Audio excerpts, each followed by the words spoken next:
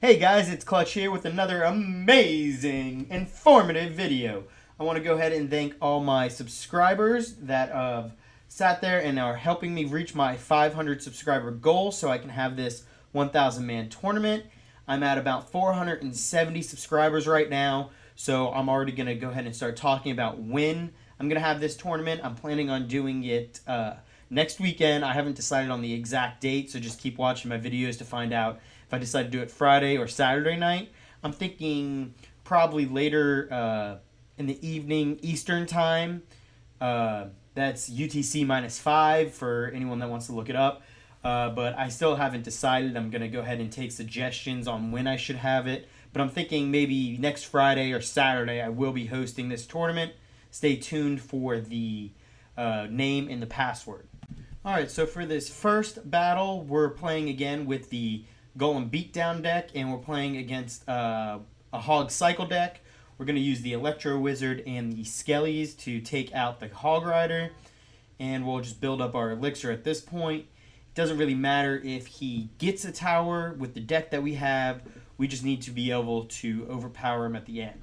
We'll drop the Elixir Collector to build up our Elixir and get the advantage that we will eventually need in order to win this. We'll use the log to hit all of his troops back while we get the Mega Minion and the Electro Wizard down to prevent him from doing too much damage on us. He is already off to a good lead against us, and he's poisoned our Collector, so unfortunately we're going to have to do a little bit of work here to come back.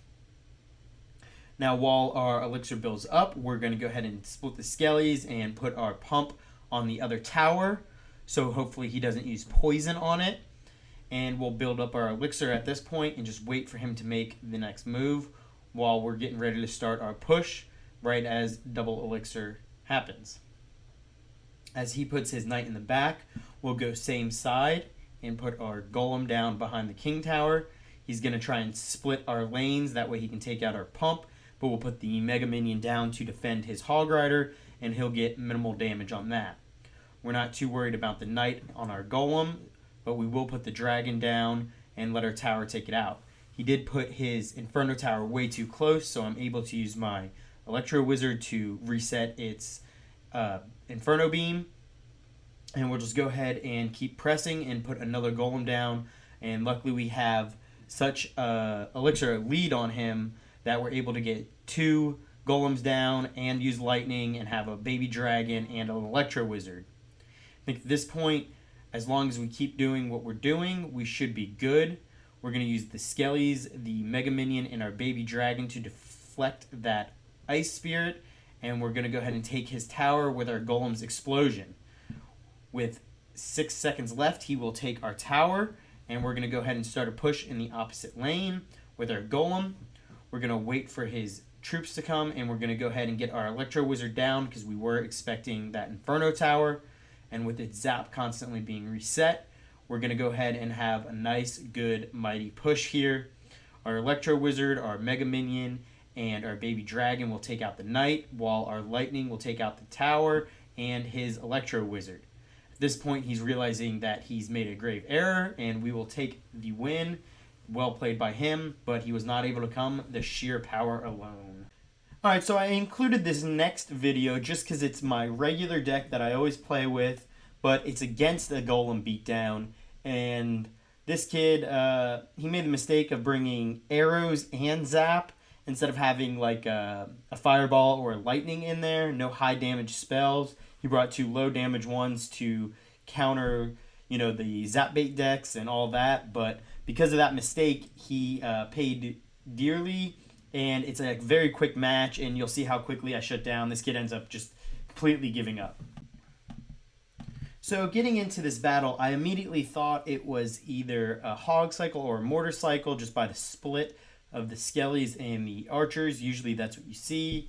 I was actually shocked to see when he dropped the Golem there.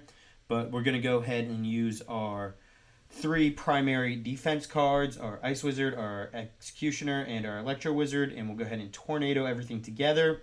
So we're just defending the Golem at this point. He will try and put a pump in the back, but since I'm going to go ahead and have 2 attackers going at his tower, I'll go ahead and put my Miner and the Fireball on his pump while they're heading to the tower to attack. He will go ahead and zap my Executioner and one of my Fire Spirits, but that's not that big of a deal. We've already got decent damage on both towers. Since I've got damage on his one right tower, he's going to go ahead and switch to the opposite lane and try and do a golem push over there, since he does have a little bit of damage there. We'll start the Ice Wizard in the back and replace the Furnace as it goes out, but this time we're going to have it hitting the Golem as to help us with our splash damage for any incoming troops. We'll get the Executioner there, and we'll wait a little bit for the Tornado until we see the Barbarians, and he'll actually drop his Baby Dragon right into that Tornado as well. At this point, he's actually already given up in the match and no longer wants to play anymore. So right here, he'll zap my King Tower. I'll go ahead and get the Miner on his tower, and I'll go ahead and start sending my troops that way. But I'll also be a little bit cautious just in case he wants to start a mega push on the other lane. Once this tower dies, I'll go ahead and put my Executioner up with all the other troops, and that was a very quick match. It just shows that if you bring in the wrong spells, you lose a match really fast, and this guy ended up just completely giving up.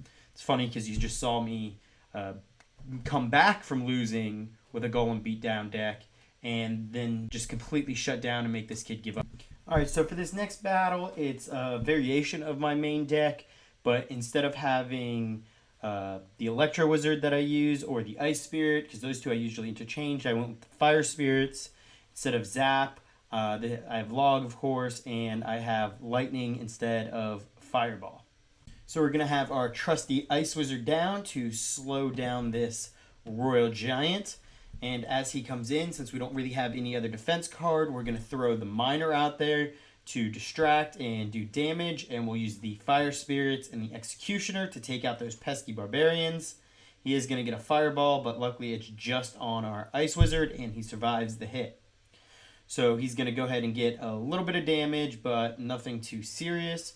We're going to come back with the Executioner, getting a couple swings on his tower. He's going to get us with the Goblins, but our Fire Spirits will take care of those.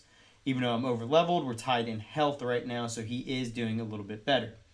Now, I did misplace this Furnace. As you can see, I put it within range of the Royal Giant being able to hit it from across the bridge.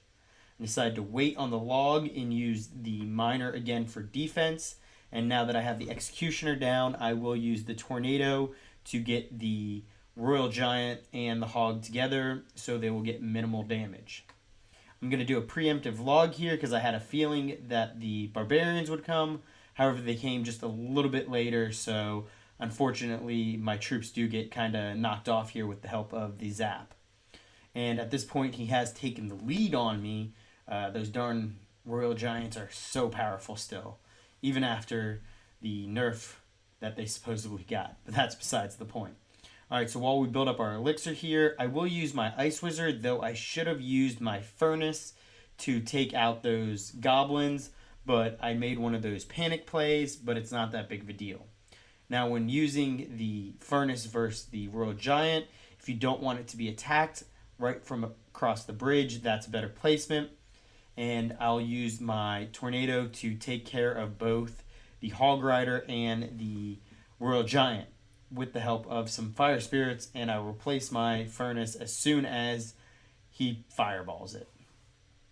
Now that it's our turn to make a push, we're going to go ahead and jump in. He did some good damage to us, but we're going to go ahead and get those Fire Spirits ready, so when he does decide to try and use the Barbarians, it won't matter at this point.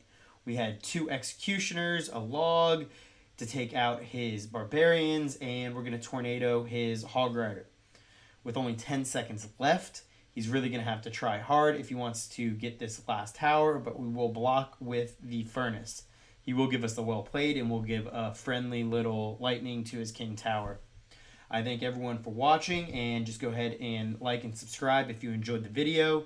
I will be hosting that 1,000-man tournament next week, guys, so stay tuned for the name and password.